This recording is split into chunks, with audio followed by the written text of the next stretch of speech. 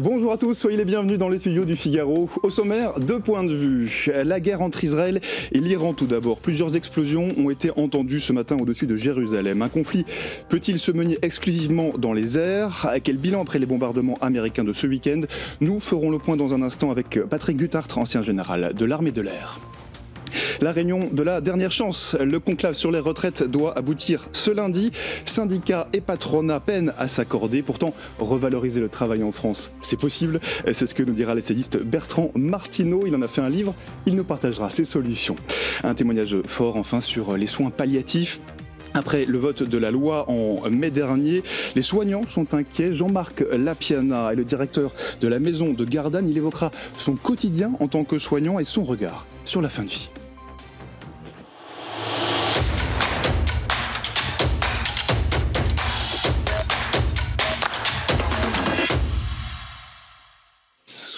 Soyez les bienvenus dans les studios du Figaro. Les alertes aux missiles ont à nouveau retenti ce matin à Jérusalem. L'Iran et Israël continuent leur offensive au lendemain des frappes américaines. Bonjour, général Patrick Dutartre. Bonjour Alain Barthélémy. Vous êtes ancien pilote et ancien général de l'armée de l'air. Merci d'être avec nous. Il y a des bombardements de part et d'autre dans ce conflit, mais peut-on dire à ce stade qu'Israël a l'avantage ?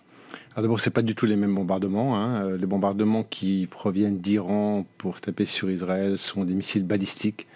Vous imaginez que vous aviez 2000 missiles balistiques qui sont pointés uniquement sur vous. Et en défense préventive d'ailleurs, et en défense tout court, qu'est-ce que font les Israéliens? Ils envoient leur aviation de combat, leur armée de l'air, et ils vont choisir les cibles. Ils ont 2 menaces, ils n'en ont pas 36, ils ont 2 menaces. Un, la bombe nucléaire éventuelle des mollahs iraniens, et la seconde menace, bien sûr, ce sont ces missiles balistiques qu'il faut essayer de détruire au sol. Donc ce ne sont pas les mêmes moyens par ailleurs. Est-ce qu'il est possible dans un conflit aérien qui passe par des bombardements successifs, est-ce qu'il est possible d'évaluer les dégâts ?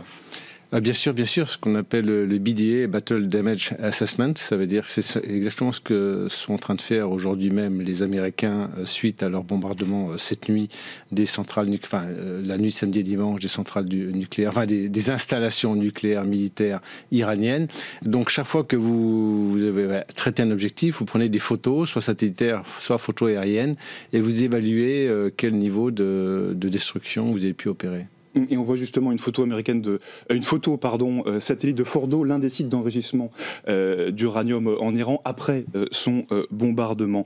Dans la nuit de vendredi à samedi, justement, parlons-en. D'ailleurs là, je vous interromps, mais sur cette photo, on voit rien. non, mais c'est ça qui est bien. En fait, donc, ça prouve que quelque part, vous avez un certain succès. Vous avez des installations extérieures, mais surtout, vous avez des trous. Et ces trous, il faut beaucoup zoomer, bien sûr, et on trouve des trous. Ça veut dire que les bombes GBU-57 qui sont rentrées sous la montagne ont bien fait leur job, c'est-à-dire qu'elles sont bien rentrées sans exploser à l'extérieur. Donc on voit les trous, mais est-ce qu'on peut voit pas les dommages? Non. On ne voit pas les dommages concrètement. Absolument. Et donc, évidemment, c'est le sujet. Mais le sujet, il y a 2 manières de le contrôler. D'abord, vous imaginez 13 tonnes qui explosent à une certaine profondeur. Ça fait au minimum une secousse un peu comme un tremblement de terre, et tout le monde sait que les centrifugeuses sont très fragiles en fait. On a besoin de beaucoup d'équilibre, et ne serait-ce que déjà cette onde de choc, à mon avis, peut détruire suffisamment les centrifugeuses. Et puis l'autre effet évidemment, c'est que si ces bombes ont pu percer, si vous voulez, le toit de soutènement de la salle, et bien évidemment, alors, les destructions sont énormes. Et en fait, il y a une autre méthode en dehors d'y aller sur place, mais aujourd'hui, il n'y a pas beaucoup de monde qui veut aller se promener dans les... Ça paraît compliqué d'aller se balader dans l'Iran pour le moment. Vous pouvez y envoyer un drone. Et ça, c'est une option réaliste pour les Américains d'aller espionner ce site tout juste bombardé avec un drone? Bien sûr, avec un petit drone, pas forcément aérien d'ailleurs. Il peut être, vous imaginez une petite voiturette avec une caméra, elle va se faufiler un peu partout. Et là, il faut utiliser les entrées traditionnelles, par exemple, ou un petit drone aérien qui lui va aller dans les trous pour voir jusqu'où c'est tombé en fait. Donc vous avez des options. Alors, Général, j'aimerais revenir tout de même sur cette opération, ce bombardement américain qui est assez inédit. Écoutez, Donald Trump, c'était vendredi dans la nuit, il tirait le bilan de cette opération. Objective was the destruction of Iran's nuclear enrichment capacity and a stop to the nuclear threat posed by the world's #1 state sponsor of terror. Tonight, I can report to the world that the strikes were a spectacular military success. Alors un succès, vous le disiez, il faudra le voir, il faudra l'évaluer. Mais cette opération, 125 avions mobilisés d'après le chef d'état-major des armées américaines, c'est exceptionnel, c'est inédit. Exceptionnel, inédit depuis le 17 janvier 1991, c'est-à-dire la première nuit de l'opération Desert Storm, l'opération de la première guerre du Golfe, hein, où il y avait eu jusqu'à... moi j'ai eu la chance de participer à cette opération, quand j'y étais, on avait presque 2000 sorties quotidiennes, je ne sais pas si vous imaginez, 24 heures sur 24. Donc on n'est pas là, mais cette opération elle-même, dans une nuit, dans un laps de temps relativement court, est exceptionnelle, à la fois par son efficacité, parce que, et c'est fort heureux, aucune victime civile n'est à déplorer, vraiment cibler des objectifs très bien identifié, militaire, une menace non seulement pour Israël, mais une menace pour le Moyen-Orient et le monde entier, d'une déstabilisation nucléaire, militaire. Et puis l'opération aérienne, techniquement aussi, est exceptionnelle. Pourquoi ? Parce qu'on a utilisé 7 bombardiers B2, donc c'est des bombardiers qui ressemblent à une Raymanta, très particuliers, parce que ce sont les seuls bombardiers au monde à être furtifs. Qu'est-ce que ça veut dire très concrètement, la furtivité ? Ça veut dire qu'ils sont pratiquement indétectables par des radars anti-aérien classique. Et donc, je crois que c'est la signature radar, on disait, d'une mouette ou d'un goéland. Vous voyez, donc assez faible. Donc c'est pas facile. Alors, il y a d'autres moyens, hein, dont les Français disposent d'ailleurs. Mais donc l'usage de ces 7 bombardiers B2 qui ont décollé du Minnesota, qui ont fait une mission en tout de 35 heures, je crois, enfin 18 heures aller, 17 heures retour. Elle est exceptionnelle dans la coordination, dans la précision et dans la force employée. Pourquoi ? Parce qu'ils ont emporté avec eux 14 GBU 57, qui est la plus grosse bombe jamais construite, hein, qui fait 13 tonnes et qui a été conçue spécifiquement pour aller détruire des bunkers en profondeur, sous 60-80 mètres de roche. En tant qu'ancien général de l'armée de l'air, quel est votre regard sur la communication autour de cette opération ? On a su qu'après les bombardements, ce qui s'était passé, d'une part, mais les informations sont restées assez floues dans un premier temps sur le lieu de départ des avions, des bombardiers. De toute manière, ces opérations-là, on peut en parler après, mais surtout pas avant, hein, parce qu'il faut être extrêmement discret. Et vous observerez que c'est une des premières fois qu'ils ont effectué un leurrage massif, c'est-à-dire qu'ils ont fait décoller. Je vous raconte une anecdote, si ça vous intéresse, on a une seconde. C'est que j'étais à la fête de la musique samedi soir, comme beaucoup d'entre nous, et à 19h, autour d'un verre, il y a quelqu'un qui vient me voir qui me dit « Tu sais que des bombardiers B2 ont décollé des États-Unis en direction de l'Ouest. » L'Ouest, le Pacifique. Si on fait un Pacifique, on va passer par le Pacifique. Et en fait, c'était effectivement une mission, mais de leurrage. Et quelques minutes après, il y avait des bombardiers B2 qui décollaient, mais sans aucune trace radar, en totale furtivité, parce que vous pouvez brancher ce qu'on appelle un transpondeur pour vous faire détecter. Et donc, il était détecté vers l'ouest, mais absolument pas vers l'est, donc vers l'Atlantique. Et donc, ça voulait dire quoi ? Ça veut dire que la mission était en cours. Et c'est comme ça que ça s'est passé. Donc, décollage de 7 bombardiers B2 de la base aérienne de l'US Air Force, Whiteman Air Force Base. Et puis là, plusieurs ravitaillements en vol, traverser toute l'Atlantique, passer par les droits de Gibraltar, c'est une prouesse technique. C'est une prouesse aérienne, technique, opérationnelle. Et puis là, être rejoint par des chasseurs de l'US Air Force, probablement des F-22, des F-15, des F-16, qui avaient pour but d'ouvrir la route et de protéger ces B2. Vous savez, il n'y en a que 20 au monde. Hein. Ça coûte une fortune, ces appareils. Et puis, les mettre dans les meilleures conditions possibles lorsqu'ils sont arrivés sur l'Iran. Ils avaient coordonné avec Israël le fait que les Israéliens, qui sont tous les soirs, vous le savez, au-dessus dans l'espace aérien iranien, les laissent tranquilles, c'est-à-dire qu'il leur reste un créneau d'activité. Et là, ils ne rentrent pas. Voilà, il n'y a même pas d'activité aérienne dans la zone, parce que sinon, ça peut créer des conflits. Vous voyez, un F-22, il voit un chasseur lanceur en face de lui, il ne va pas se poser des questions trop longtemps. Hein. Il va tirer. Donc il ne faut pas qu'il y ait de malentendu, si vous voulez, sur un tir fratricide, ce qui est quand même un vrai danger pour les armes occidentales. Et donc voilà, les opérations, c'est duré en une demi-heure au niveau du bombardement, un peu plus dans l'espace aérien. Et de manière concomitante, vous avez le tir de missiles de la part d'un sous-marin nucléaire, propulsion nucléaire, qui se trouve au sud du golfe d'Aden. Et là, ils ont tiré des Tomahawks. Le Tomahawk, c'est un peu le Scalp français ou le Storm Shadow britannique, et qui arrive, mais la particularité du Tomahawk, c'est qu'il peut être tiré à 2000 km de distance. Donc de beaucoup plus loin. Ce matin, l'ambassadeur d'Iran en France, à propos de ces bombardements, parle d'agression, mais il reste très diplomatique. Écoutez. L'Iran n'est pas en guerre avec les États-Unis, comme l'agression israélienne sur le territoire iranien. Il y a une autre agression, cette fois-ci venue par les États-Unis. Celui qui a brisé toute la loi internationale, toutes les conventions qui guident le comportement des États envers l'un et l'autre. Téhéran n'est pas en guerre contre les États-Unis, c'est ce que déclarait ce matin l'ambassadeur d'Iran en France.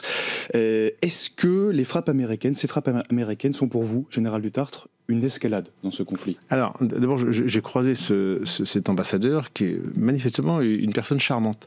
Le problème, c'est que leur discours, il est absolument incroyable. Le droit international, le premier droit, c'est au peuple le droit d'exister. Le régime des mollahs iraniens, depuis l'arrivée de Khomeini en 1979, ne pense qu'à une seule chose, détruire Israël. De quel droit international on parle? Alors évidemment qu'on n'est pas dans le droit international, mais eux, ils le foulent. Et puis je ne parle même pas de leur propre population. Donc ça fait même de la peine de voir cet homme-là parler de ça, parce que lui, je suis sûr que c'est une personne plutôt bien. Enfin, moi, je l'ai croisé sur un plateau. C'est un diplomate, vous me dites. Oui, en plus, c'est un diplomate. Mais au-delà du diplomate, ce qui est intéressant, c'est la personnalité de l'individu. Mais ce qui est terrible, c'est qu'ils ont un discours quand même idéologique. Et complètement absurde. Ils font peser à la fois sur Israël son droit à l'existence, une déstabilisation du Moyen-Orient, une déstabilisation mondiale au niveau nucléaire. Donc ça, ils n'en parlent pas. Oui, et ils bafouent les règles internationales, mais ils demandent quand même qu'on les respecte. Sur l'escalade, est-ce que pour vous, c'est une escalade dans le conflit? Alors, l'intérêt de cette opération, c'est qu'elle était vraiment très très limitée. C'était le gros risque en fait de Donald Trump. Donald Trump a été bousculé dans ses convictions, hein, parce que lui, il dit, moi, je suis un faiseur de paix, je suis pas un faiseur de guerre. Oui, il voulait pas intervenir. Il voulait pas intervenir quelque part. Ça allait contre. Mais on lui a tellement montré les tenants aboutissants, il a compris que c'était si tu veux faire la paix, voilà. Donc là, vraiment, il faut montrer ta force. Et surtout, il y avait un élément qu'on sous-estime un peu, c'est l'impact psychologique sur tous les autres pays de la planète, notamment vis-à-vis de Poutine. Tu vois, ce n'est pas une poule mouillée. Trump n'est pas une poule mouillée, alors que certains disaient qu'il criait beaucoup, mais il faisait rien. C'est ça le message que ça renvoie? Entre autres, mais pas qu'à lui, notamment à Kim Jong-un, l'illuminé de Corée du Nord, et puis évidemment à la Chine, c'est-à-dire que Trump aussi, il a une parole, et si on ne la respecte pas, il y a la voix de l'Amérique et il y a la force de l'Amérique. C'est la démonstration qui a été faite dans la nuit de samedi à dimanche. Parlons un peu de la France, général Dutartre. Emmanuel Macron, le président de la République, a appelé hier soir à éviter, je cite, une escalade incontrôlée au Moyen-Orient. La France est-elle en capacité de se poser comme interlocutrice dans ce conflit? Non. Enfin, moi j'aime beaucoup la diplomatie française, beaucoup de respect pour le président de la République et pour les affaires étrangères dans lesquelles j'ai travaillé d'ailleurs. Mais là, c'est très difficile de s'inscrire dans ce dialogue. La France, pourtant, la position de la France est parfaitement crédible. Hein.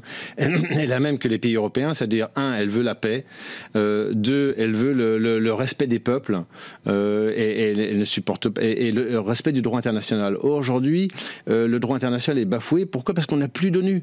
Plus d'ONU qui fasse le travail. Il faut absolument rénover l'ONU pour qu'il y ait un véritable droit international. Il faut élargir le Conseil de sécurité. Enfin, ça, c'est mon avis, pour qu'enfin ce soit respecté. Donc, il y a tout à rebâtir. Mais la position de la France, elle est simple. Elle veut le respect des uns des autres et la paix. Et ce qui est terrible dans le discours de l'Iranien, c'est que pourquoi il cherche à avoir une bombe nucléaire alors que c'est un des seuls pays au monde qui n'est pas menacé par personne. C'est lui qui est une force de déstabilisation depuis depuis l'arrivée de Khomeini en 1979. D'ailleurs, la France n'a pas condamné ces bombardements américains. Non, parce que la position de la France quand même, c'est pas de bombes nucléaires à un régime des mollahs chiites iraniens. Général Dutartre, depuis quelques jours, et depuis le début du conflit entre Israël et l'Iran, depuis le début de ce conflit ouvert, on voit fleurir beaucoup de comparaisons, et notamment beaucoup de comparaisons avec la guerre en Irak, l'intervention américaine en Irak en 2003. Est-ce que pour vous, on peut effectivement comparer ces deux conflits? Alors, moi je préférais comparer avec la guerre du Golfe numéro 1. La guerre du Golfe numéro 1, c'était, rappelons-nous, pour les plus jeunes d'entre nous, c'est Saddam Hussein, Irak, qui envahit le Koweït, en dépit de tout droit international. Et là, les Saoudiens ont absolument peur, font appel aux Américains, une coalition internationale. Pour la première fois de l'histoire de l'humanité, il y a résolution unanime du Conseil de sécurité. Soit tu t'en vas, soit on va te forcer à repartir chez toi. Et tout le monde était d'accord à l'époque. Tout le monde était d'accord. Et donc là, il y a une coalition qui s'est installée. Il y a eu 1 mois et demi de guerre aérienne et quelques jours de rentrée au sol. Mais les troupes irakiennes ont été totalement anéanties.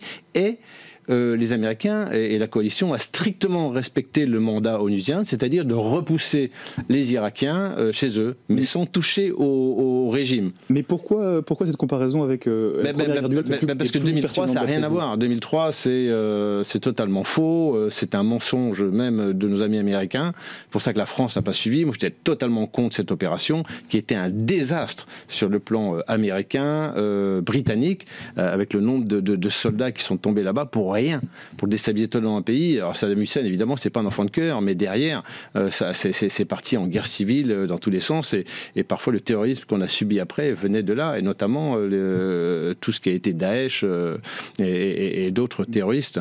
Donc c'était une grosse erreur en fait, et surtout sur une idée, un objectif qui n'était pas clair en fait. Moi je me disais toujours de ces preuves à l'ONU comme quoi l'Irak développait des armes de destruction massive, ce qui était totalement faux. Je reviens au conflit actuel entre Israël et l'Iran. C'est un conflit qui passe essentiellement par les airs. On parlait des bombardements tout à l'heure. Est-ce qu'une guerre peut se jouer exclusivement dans le ciel avec des bombardements? Bien sûr, bien sûr. Le Kosovo, par exemple, la guerre du Kosovo, il n'y a pas eu un seul soldat au sol. Est-ce qu'on n'est pas obligé à un moment d'intervenir de façon terrestre, ce qu'on appelle le fameux dernier kilomètre? Oui, mais ça dépend de ce que vous voulez faire. Si vous voulez déstabiliser, si vous voulez prendre le régime par la force, mais ce n'est pas l'objectif. L'idéal, c'est que les Iraniens retrouvent la force, la population en force, de déstabiliser le régime des mollahs et de le remplacer par un régime stable, en fait. Vous savez, les mollahs tiennent ce pays depuis 46 ans, mais le nombre des actions, le nombre d'exécutions qu'il y a chaque année, enfin, vous en savez plus que moi, mais je crois que c'est de l'ordre de 500 ou 600 d'une manière arbitraire. Quand on voit cette jeune fille de 22 ans, moi j'en ai été malade parce que je me disais, ça aurait pu être ma fille, dans un métro, on la voit haranguée par une harpie toute de noir vêtue en disant mais on voit tes cheveux et tout, et puis cette petite elle meurt 2 jours après. Enfin, c'est quoi ce régime? Mais ce qu'on est en train de faire, Général Dutartre, c'est de neutraliser les capacités nucléaires de l'Iran, ce n'est pas de renverser le régime. Non, absolument. Enfin, en tout cas, c'est pas intention américaine, même s'il a évoqué le fait qu'il hésite un peu. C'est peut-être les intentions israéliennes, mais effectivement l'expérience montre qu'il faut faire très attention. L'idéal, c'est que le régime des mollahs soit suffisamment déstabilisé pour que la rue prenne son essor et trouve un nouveau régime. Ce serait bien pour tout le monde. Eh bien, merci beaucoup, Général Patrick Dutartre. Je rappelle que vous êtes ancien pilote et ancien général de l'armée de l'air. Merci beaucoup de nous avoir partagé votre expertise. C'est la réunion de la dernière chance. Le conclave sur les retraites doit, en théorie, aboutir ce lundi. Et le moins que l'on puisse dire, c'est que les partenaires sociaux ne sont pas optimistes. Écoutez, Marie-Lise Léon, la secrétaire générale de la CFDT, c'était ce matin. La date du 17 juin a été fixée comme la fin de la réunion du conclave. Dans une négociation, il faut savoir terminer. Après l'heure, c'est plus l'heure. Le match, on ne va pas rejouer le match aujourd'hui. C'est plié. Donc il y a aujourd'hui un équilibre qui est sur la table. C'est pas l'équilibre de la CFDT, c'est l'équilibre entre les différentes organisations syndicales et patronales en fonction de l'ensemble des... Un compromis. Oui, c'est un compromis avec des propositions qui ont été faites pendant de longs mois. Vous l'avez dit, il y a eu 4 mois de négociations. Je pense qu'aujourd'hui, c'est important de savoir arrêter la discussion et de savoir qui est vraiment prêt à s'engager. Donc je pense que c'est le moment de vérité. Un moment de vérité sur les retraites. Bonjour Bertrand Martineau. Bonjour. Merci beaucoup d'être avec nous. Vous êtes économiste, co-auteur de ce livre que j'ai dans les mains, qu'on va montrer à l'écran. Ça s'appelle « Le travail est la solution », sous-titre « Réconcilier les Français avec le travail ». C'est publié chez Hermann Éditions. On va bien sûr parler des solutions que vous proposez pour le travail, mais d'abord ce conclave sur les retraites. On vient d'entendre Marie-Lise Léon, secrétaire générale de la CFDT. Elle n'est pas très optimiste, moins qu'on puisse dire. Est-ce qu'il y a une chance d'aboutir ce conclave d'après vous ? Alors c'est exactement comme le vrai conclave, c'est-à-dire celui qui réunit les cardinaux. En fait, on ne sait jamais comment ça se termine et en général, les pronostics sont toujours déjoués. Donc je m'abstiendrai bien de faire des pronostics. La seule chose qu'on sait, c'est que ça tient qu'à un fil. Et la deuxième chose que l'on sait avec certitude, c'est que de toute façon, ça ne changera à peu près rien au problème des retraites. Donc il y a une sorte de dramatisation, même de théâtralisation. De manière générale, c'est bien que les gens se parlent, que les partenaires sociaux se parlent, discutent, tout ça est formidable. Mais la vérité, c'est que le problème est colossal et que c'est pas les 2-3 petites choses sur lesquelles il pourrait toper qui résoudraient profondément le problème. Oui, l'âge de départ de retraite qui est passé maintenant à 64 ans, on ne reviendra pas dessus. Là, c'est pas le sujet. Non, c'est plus un sujet. Mais la plupart des partisans des retours à 62 ans ont toujours une garde de retard. C'est-à-dire que dans quelques années, on parlera de la retraite à 66, 67 ans. Ils se battront comme des chiffonniers, si je peux me permettre l'expression, pour rester à 64. Voilà. Donc, non, c'est une bataille du passé, même si ça reste impopulaire, on manque probablement d'une vraie réforme des retraites avec une dose de capitalisation. On a un problème, on a un problème d'équité intergénérationnelle qui n'est pas dans le débat public. Et ça, c'est quand même un sacré problème. Voilà, en tout état de cause, même si ce conclave, il faut souhaiter qu'il aboutisse à quelque chose, mais encore une fois, il résoudra pas grand-chose, évidemment.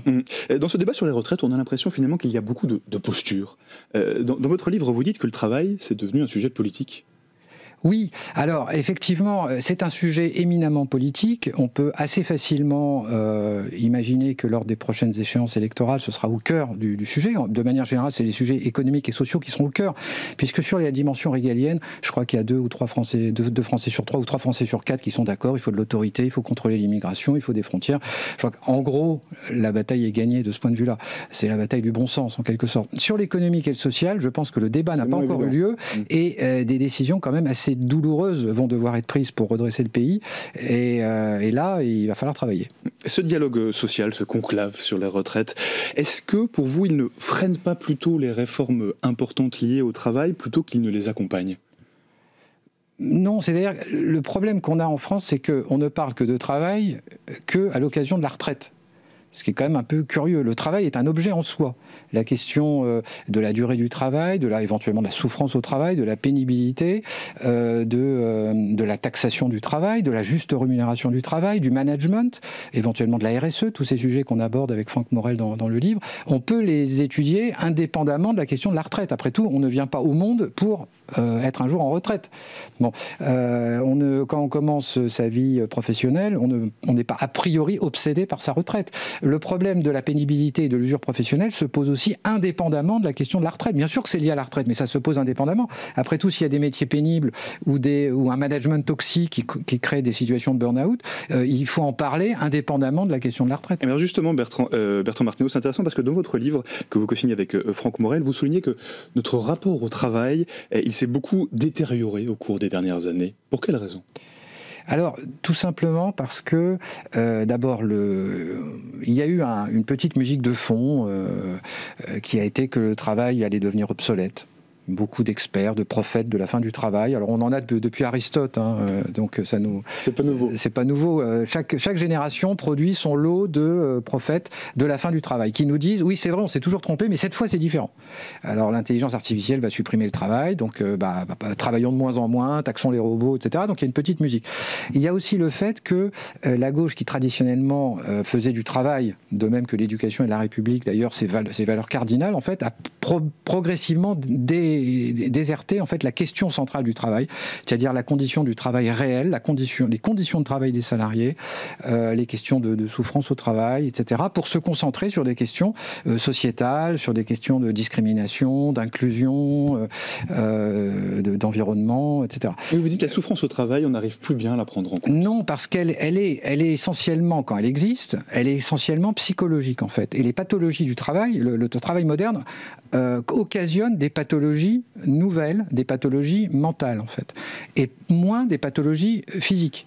Et donc, là, le problème, et si on fait le lien avec les retraites, le problème des 20-30 prochaines années, c'est pas les gens qui ont le dos cassé, il y en aura probablement, mais il y en aura de moins en moins, c'est plutôt la question des gens qui sont fatigués, qui sont épuisés, et qui, en fait, n'ont plus envie de travailler aussi, parce qu'ils ont l'impression, à tort ou à raison, parfois à raison, que le compte n'y est pas. C'est-à-dire qu'en termes de rémunération, et en termes également de rémunération symbolique, de reconnaissance, le compte n'y est pas. Alors, et c'est le cœur du sujet aujourd'hui. Alors justement, si on parle de rémunération, vous expliquez dans votre livre qu'une majorité de travailleurs en France ne sont pas satisfaits de leur rémunération, et qu'ils ont l'impression, surtout vu l'inflation, qu'ils perdent progressivement en pouvoir d'achat.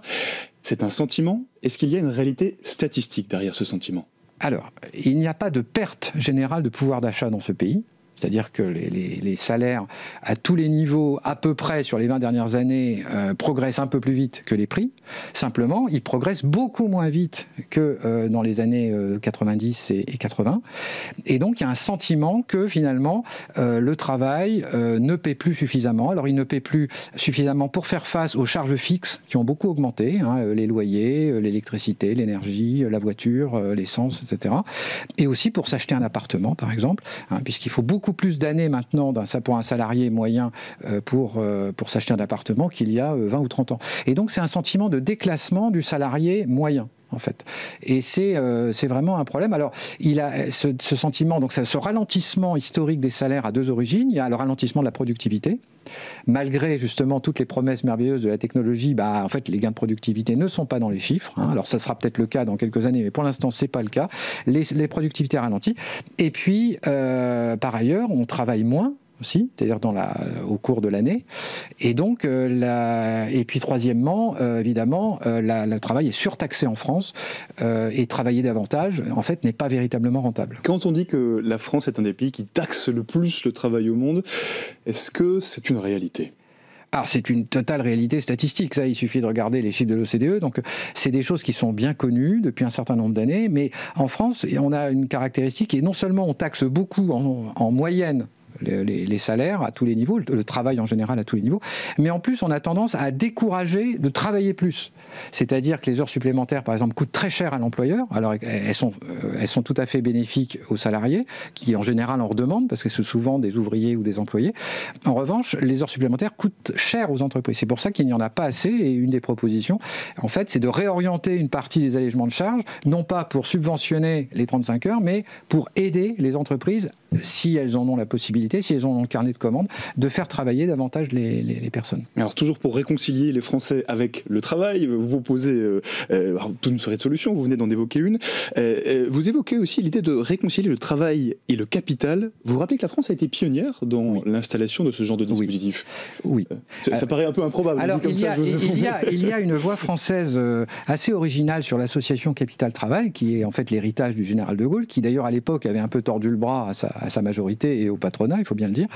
Et comme dans beaucoup de sujets, il avait quand même quelques décennies d'avance. Il semblerait effectivement, et je pense que les économistes sont généralement d'accord, que toutes les modalités d'association capital-travail que sont la participation, l'intéressement, l'actionnariat salarié ont beaucoup de vertus.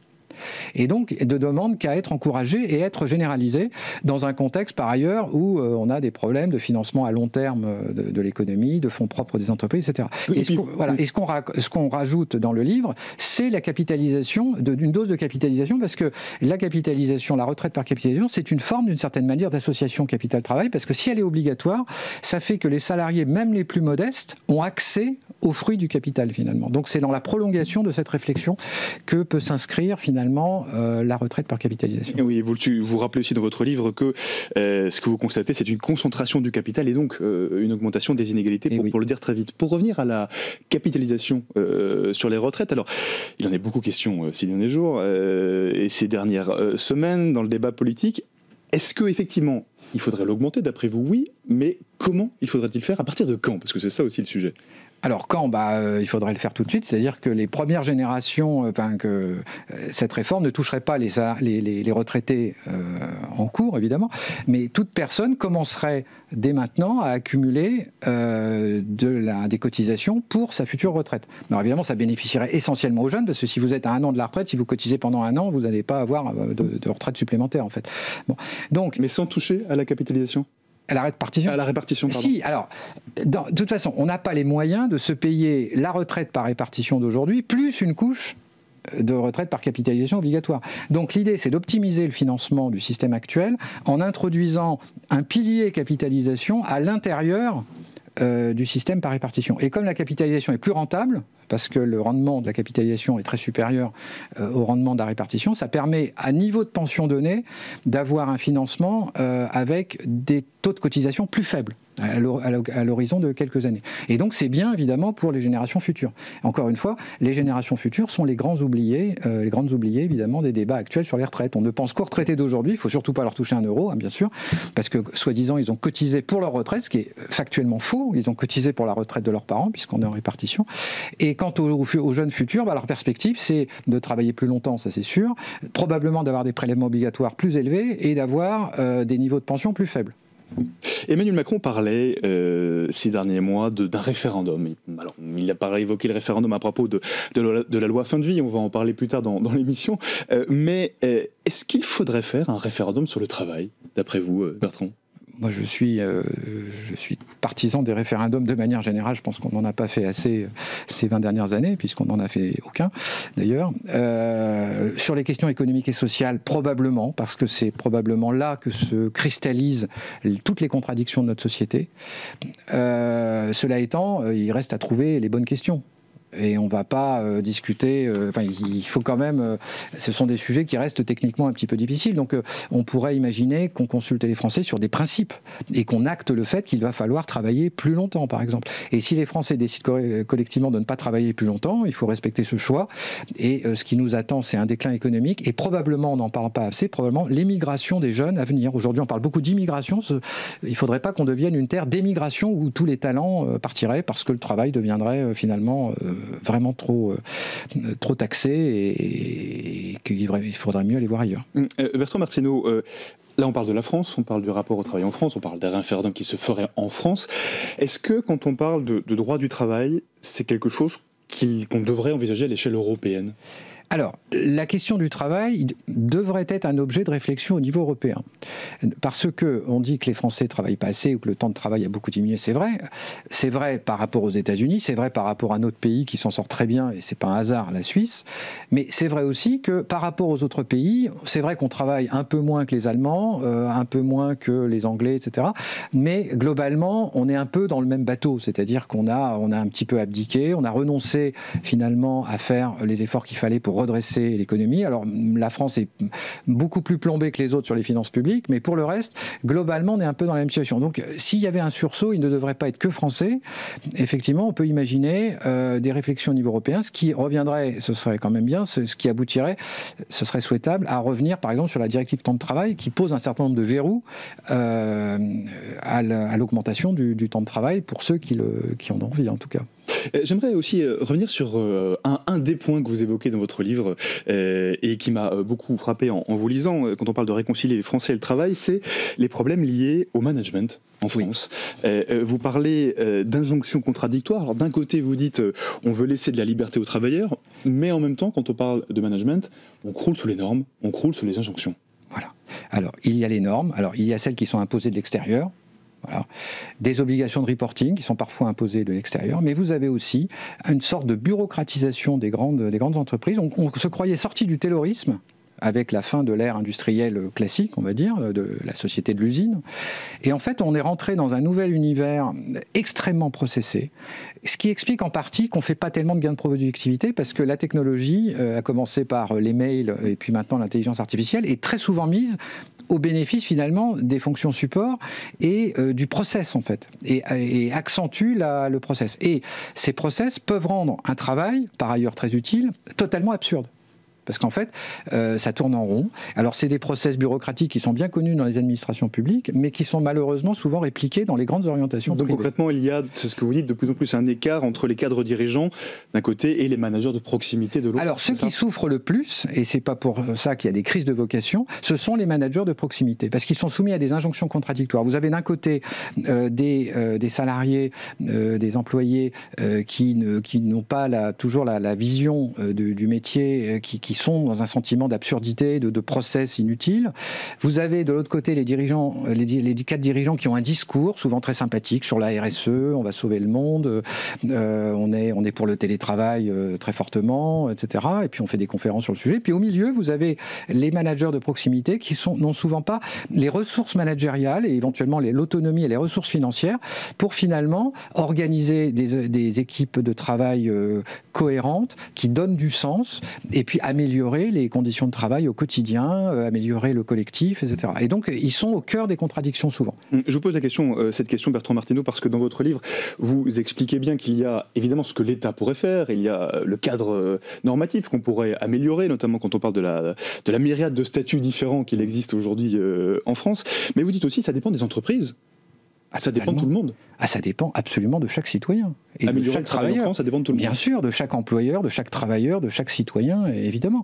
Le management, l'amélioration du management, dont on sait qu'il est souvent moins bien perçu en France, moins efficace en France que dans d'autres pays, notamment sur la question cruciale de la reconnaissance au travail, de la reconnaissance, de la considération, le mérite. On est allé très loin en France sur la psychologisation des relations du travail qui peuvent être extrêmement toxiques sur le plan psychologique. Ce n'est pas une personne qu'on juge, c'est un travail qui est fait. Et souvent, le management ne fait pas la distinction entre les deux. Donc, il y a des pratiques culturelles, littéralement culturelles, qu'il faut changer, et c'est pas par décret que ça va se changer. Donc, tout le monde, y compris les partenaires sociaux dans l'entreprise, doivent s'emparer de ces sujets, et c'est effectivement pas par décret qu'on va résoudre la question du travail en France. Au fond, à vous entendre, Bertrand Martineau, il faudrait presque faire un conclave sur le travail plutôt que sur les retraites, c'est ça ? Oui, alors, ce serait d'ailleurs, pour se projeter dans l'avenir, ce serait quand même mieux de régler financièrement la question des retraites. Dans un premier temps. Dans un premier temps, et qu'on arrête de parler de retraite, parce que les problèmes du pays ne sont pas que des problèmes de retraite. Problème de retraite, c'est surtout quand même, ça devrait être normalement, non pas un sujet psychologique, politique central, ça devrait être d'abord un sujet financier avec des composantes démographiques. Il faut arrêter de faire la politique de l'autruche. Pour le reste, le vrai sujet, c'est de se projeter dans l'avenir, et l'avenir, c'est le travail, parce que le travail est la solution à une bonne partie de nos problèmes économiques et sociaux. Et pour avoir, en tout cas, trouvé des solutions, eh bien, il faut lire votre livre, Bertrand Martineau, ça s'appelle « Le travail est la solution ». C'est publié chez Hermann Éditions et vous co-signez ce livre avec Franck Morel. Merci beaucoup d'être venu nous partager ces pistes de solutions. Le 27 mai dernier, la loi dite sur l'aide à mourir a été votée au Parlement. Quel avenir, dès lors, pour les soins palliatifs ? Parole aux soignants dans ce documentaire réalisé par Nathalie Rush, coécrit par Laurence de Charette et Katrina Marx. En voici un extrait. La route pour aller à la maison, ça me renvoie souvent à la première fois que je l'ai faite. Chaque fois que je pousse la porte, je suis dans la peau d'un débutant. Mes enfants ont dit que j'étais plus la même. Ça m'a tellement changé. J'ai eu un regard sur la vie complètement différent. La vie, elle est toujours là, même jusqu'à la dernière minute. Regarde, tu arrives toi là? On mesure jamais vraiment trop ce qu'on donne. Par contre, on mesure bien ce qu'on reçoit. Ce qui nous intéresse en tant que bénévole, c'est pas la mort, c'est tout ce qui se passe avant. C'est la qualité de vie qu'on peut offrir pour leur dernier moment. Qu'est-ce que c'est votre travail? Pompier? Plombier. Plombier, ah mais voilà, plombier, on en avait parlé ensemble, ça y est. Impeccable. Si tu n'arrives pas, on roulera, je te pousserai, nous te pousserons. Hein? C'est pas un problème. La mort, d'une façon générale, ça continue à être un scandale, cette histoire. C'est la condition humaine. C'est ça qu'on apprend ici aussi. Tu l'apprends, mais en même temps, ça reste toujours inacceptable. C'est curieux, on est entouré par la mort en permanence et par la vie en permanence. On n'est pas bénévole parce qu'on a des choses à combler, pas du tout. On n'est pas bénévole parce qu'on n'a pas bien fait avec nos proches. On ne ferait pas ça si on n'aimait pas les gens. On fera autre chose. Ma fallu des années ici avant de comprendre ce qui m'avait amené là.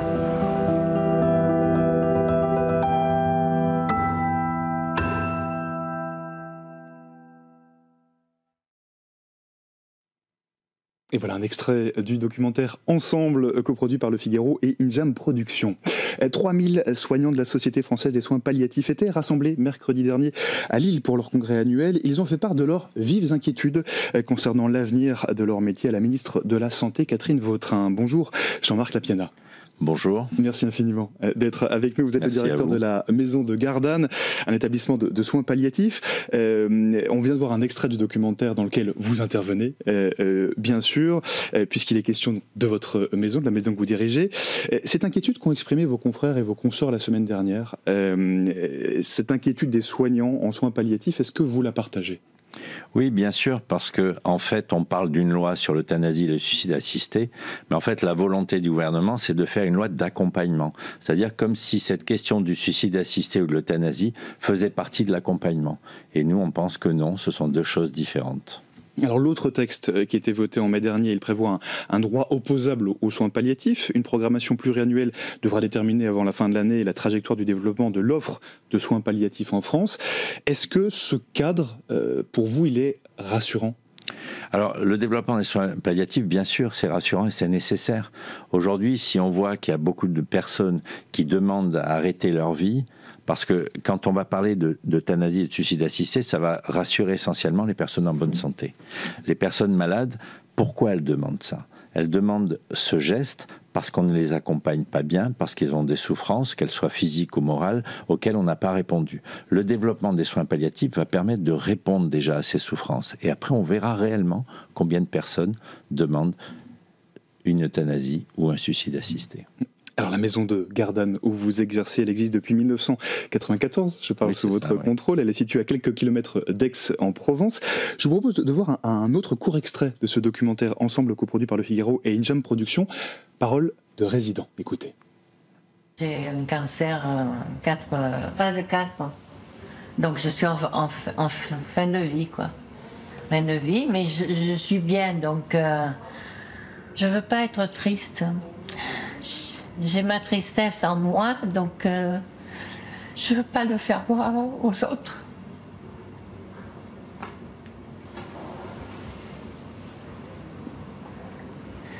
Désolée. On ne pas le personnel du tout. C'est pour ça que je suis toujours souriante, toujours... voilà, pour ne pas faire voir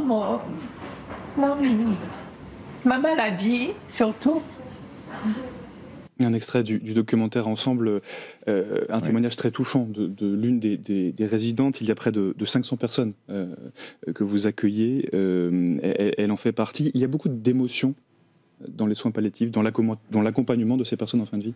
Bien sûr, il y a beaucoup d'émotions. Il y a à la fois des pleurs et aussi des rires. Quand on s'accorde cette émotion-là, c'est important. C'est-à-dire qu'on est complètement dans la vie. On refuse de parler d'accompagnement de mourants. On accompagne des gens en vie jusqu'au bout, même si on sait que la finalité, c'est la mort. Et je pense que ce témoignage est très important parce qu'on voit à quel point, quand on laisse la place aux personnes malades, la place de dire ce qu'elles ressentent, la place de partager avec les soignants et avec les bénévoles, puisque là, c'était une bénévole, les gens s'en saisissent. Et ça, c'est important de pouvoir dire que les malades aujourd'hui ne sont pas muets, ils ont quelque chose à dire, et si on leur donne la possibilité de le dire, ils le font. Les soins palliatifs, en tant que soignant, quel sens ça a pour vous ? Parce que vous êtes soignant, et en même temps, vos malades, vos patients, vos résidents, à la fin, ils meurent ? Alors, ils ne meurent pas tous. On reçoit à peu près 500 personnes par an. On a 350 personnes qui décèdent chez nous. Et certains font des passages et puis repartent à une vie normale avant de revenir potentiellement chez eux. Oui, peut-être. Ou chez eux. Ils peuvent finir leur vie chez eux. Ce qui est important de dire, c'est que les soins palliatifs ne sont pas des soins terminaux. On accompagne des gens bien en amont, à partir du moment où ils sont en difficulté par rapport à leur maladie. Et cette difficulté par rapport à la maladie, ça peut être quand ils ont un pronostic réservé, ce qui est dit dans la loi, pronostic réservé préserver, mais pas forcément en phase terminale. C'est ce qui est dit dans la loi, alors que nous, on pense que la phase terminale doit être un sujet qui doit être mis sur la table. Alors, effectivement, ce partage-là est très, très important, et moi, je trouve que le fait que les soins palliatifs soient sur du long terme, ça permet d'aider les gens aussi à savoir s'ils veulent aller jusqu'au bout de leur traitement, s'ils veulent l'arrêter en cours de route, comment ils appréhendent le temps qu'il leur reste à vivre. Oui, la fin de vie, c'est pas juste quelques jours, ça peut être quelques semaines, quelques mois parfois. Oui, bien sûr. Alors aujourd'hui, malheureusement, les unités de soins palliatifs sont pas suffisamment nombreuses, et donc du coup, la tendance est de prendre essentiellement, d'accompagner des personnes qui vont avoir une espérance de vie limitée, ce qui n'est pas du tout notre cas. Nous, on accepte d'accueillir les personnes à partir du moment où les soins sont nécessaires. C'est la pertinence des soins qui va le faire. Mais les conditions financières font que si vous accueillez quelqu'un qui a une espérance de vie limitée, les 12 premiers jours sont payés de façon beaucoup plus importante qu'à partir du 13e jour. Donc vous vous rendez compte un peu dans quoi on est aujourd'hui? C'est-à-dire que ça rapporte si la personne ne vit pas longtemps et si elle décède dans les 12 premiers jours, alors qu'à partir du 13e jour, le prix de journée est nettement moins élevé, alors qu'en fait, les soins sont exactement les mêmes. Et Jean-Marc Lapiana, quand la douleur devient insupportable, aujourd'hui, que faites-vous? Est-ce que vous avez parfois des patients qui vous disent « je veux mourir » ? Mais bien sûr. Aujourd'hui, nous avons des patients qui arrivent chez nous qui nous disent « je veux mourir d'emblée » et qui demandent l'euthanasie en disant « bon, on sait qu'on n'a pas le droit, mais il y a la sédation profonde et continue, donc pourquoi ne pas se servir de cette possibilité ?» Ce qui me surprend, c'est que ces personnes ne renoncent pas à cette valeur, mais ils la reportent. C'est-à-dire que à partir du moment où on les accompagne, on les écoute, où on soigne leur souffrance, où on essaye de les aider, ils sont moins pressés de mourir. Et quand on a affaire à une personne qui a une souffrance inextricable, qu'elle soit morale ou qu'elle soit physique, la loi Claes-Leonetti nous permet de faire une sédation profonde et continue et de les aider à partir, et c'est quelque chose qui ne nous pose pas de problème. Rappelez-nous la sédation profonde et continue, de quoi il s'agit exactement. On l'a beaucoup dit dans ce débat, mais finalement ce sont des choses qui sont toujours bien à rappeler et à redire, parce que c'est le cadre législatif actuel. Oui, d'ailleurs, on parle de la sédation profonde et continue, et on ne parle pas beaucoup de la notion de collégialité dans la nouvelle loi, qui est très importante, parce que la sédation profonde et continue va être le résultat de cette collégialité. Et dans la collégialité, il y a la parole du malade quand il peut s'exprimer, de l'entourage, la personne de confiance, les directives anticipées quand elles existent, et tout le travail qui est fait par le personnel pour essayer d'évaluer si c'est vraiment le moment. Parce qu'une personne qui est en fin de vie, elle est souvent très ambivalente. On veut quelque chose, on veut mourir et on veut vivre en même temps, et c'est pas pour autant qu'on est contradictoire. Donc la sédation profonde et continue va permettre, face à ces symptômes, d'endormir la personne et de faire en sorte qu'elle puisse partir paisiblement. Dans ce documentaire dont on a vu déjà plusieurs extraits, Jean-Marc Lapiana, qui s'appelle donc Ensemble, et qui est coproduit par Le Figaro, ça m'a marqué, vous dites à un moment donné, le pire sentiment pour les malades, au fond, c'est celui d'être abandonné. Mais bien sûr, parce que c'est ce qui arrive beaucoup aujourd'hui, avoir le sentiment quand on a une maladie grave, incurable, qu'on a un entourage avec qui on est en difficulté, qu'on a des problèmes sociaux qui sont associés à la maladie. Bien aujourd'hui, les gens peuvent se sentir abandonnés. Et cet abandon-là, qu'est-ce qu'il va apporter comme désir? D'en finir. Et ça, c'est dommage de voir des gens qui vont mourir, qui vont demander à mourir parce qu'on s'occupe mal d'eux ou parce qu'on ne s'occupe plus d'eux. Et qu'ils se sont abandonnés. Alors, parlons du soin. Il y a d'un côté les soignants, et puis de l'autre, vous l'avez évoqué tout à l'heure, il y a les bénévoles. Ils sont très importants dans ce documentaire. Écoutez notamment Delia, l'une des bénévoles. Je pense que les rencontres ici, c'est quelque chose qui est assez direct. C'est une rencontre entre deux inconnus, avec chacun son histoire, mais en fait, nos histoires personnelles, ils ne sont pas dans la chambre avec nous, forcément. Ou très peu. Il y a quelques photos pour les résidents, il y a quelques images, mais toute leur histoire, on arrive et on ne le connaît pas. Donc, on est là pour découvrir quelqu'un, pour découvrir tout, peut-être sauf leur maladie. Un extrait du documentaire Ensemble, coproduit par Le Figaro. Jean-Marc Lapiana, vous êtes le directeur de la maison de Gardanne, un établissement de soins palliatifs, je le rappelle, dont il est question dans ce documentaire. Le rôle des bénévoles dans cette maison, il est très important. Pour quelle raison ? Il est très important parce qu'à un moment ou à un autre, la question de ce que la personne vit n'est pas uniquement médicale. Et le fait d'avoir la société civile qui entre et qui participe à cet accompagnement, ça permet aux personnes de parler de leur vie, de leur histoire, au-delà de tous les échanges qu'il peut y avoir avec les soignants. Le bénévolat et les professionnels marchent main dans la main pour permettre à ces personnes d'appréhender ce moment de vie difficile, bien sûr, le mieux possible, avec tous les aspects possibles des échanges. Dans votre centre de soins palliatifs, il y a aussi un lien avec l'art et la culture, avec alors on voit à la fin du documentaire un spectacle. Alors c'est pas un spectacle annuel, mais c'est un spectacle qui a lieu sur scène et que vous organisez tous les ans et demi, je crois. Tous les 5 ans. Tous les 5 ans, le temps est beaucoup plus long. Tous les 5 ans parce que vous avez des résidents qui participent. Alors, les résidents vont être là, ils ne seront pas sur scène. C'est tout le personnel qui sera sur scène, bénévoles et salariés de la maison. C'est 1 an et demi de travail. Ce spectacle est joué au Dôme à Marseille devant pratiquement 4000 personnes et le prix d'entrée est du vin ou du champagne. Quel est l'objectif de ce spectacle? Et voilà pourquoi il n'est pas payant, c'est qu'en fait c'est un travail fédérateur pour les équipes et c'est surtout un temps de mémoire. Les gens qui viennent là sont des familles qui ont la plupart du temps perdu quelqu'un chez nous et on se retrouve tous ensemble autour d'un moment festif. Et c'est un moment festif de qualité. Je suis très admiratif de voir comme les gens s'impliquent et de voir la qualité de ce... Alors évidemment, on est très aidé par notre prof de danse, par des techniciens. Enfin, on a énormément de gens autour de nous. Et on le voit dans le documentaire et c'est un moment particulièrement émouvant. Vous parlez aussi dans ce film de l'importance du désir d'être en vie. Alors ça paraît un peu étrange dit comme ça. Pourquoi est-ce que c'est important ce désir d'être en vie ? Je pense que quand vous êtes dans une chambre d'hôpital et que vous n'avez aucune autre possibilité, ce désir de vie peut peut-être se restreindre. Lorsque vous êtes dans un lieu où il y a une salle à manger, où la famille peut venir, où la famille et les enfants peuvent venir, quand vous avez tout cet échange-là qui peut encore continuer, même si vous savez que le temps est compté, vous allez avoir certainement envie encore de profiter de quelque chose. Et dans un lieu où la créativité existe, où l'art existe, eh bien oui, on arrive à permettre aux personnes d'exprimer ces désirs et d'aller jusqu'au bout de leurs désirs, même ne serait-ce que d'aller encore au bord de la mer ou de faire un baptême de l'air ou des choses qui peuvent paraître complètement incroyables ou à travers l'art-thérapie d'arriver à faire des dessins ou un écrit que les personnes veulent laisser à leur entourage. On est en vie jusqu'au bout. Jean-Marc Lapiana, je reviens sur l'avenir des soins palliatifs, l'avenir de votre profession. Si demain la loi sur la fin de vie était confirmée au Sénat, qu'elle créerait donc un droit à l'euthanasie, pour dire les choses, quelles seront les conséquences pour vous en tant que soignant ?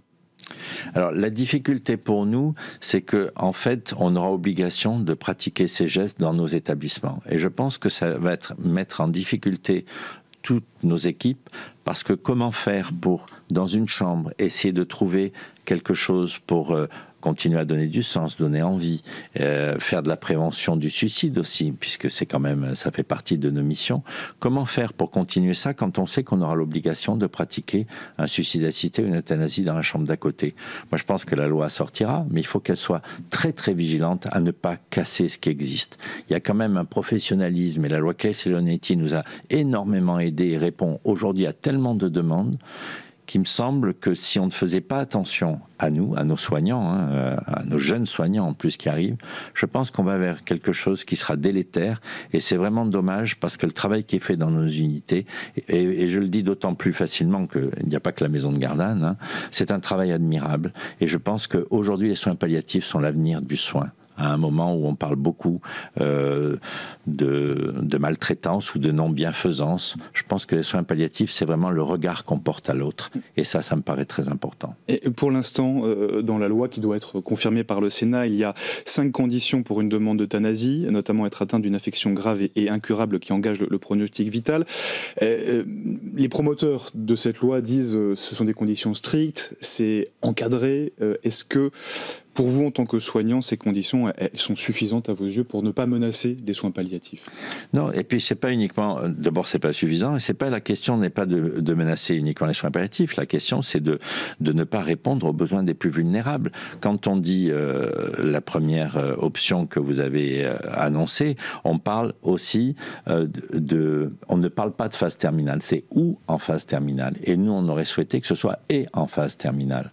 Parce que beaucoup de gens pourraient être concernés par cette demande d'euthanasie et de suicide assisté, alors qu'ils ne sont pas forcément en fin de vie. Et ça, c'est regrettable. Et j'ajoute que la Société française d'accompagnement et de soins palliatifs a changé également la semaine dernière de présidente, puisque Claire Fourcade s'est effacée après presque 5 ans de présidence pour laisser la place à Ségolène Perrucchio. En un mot, c'est important que ces mandats tournent.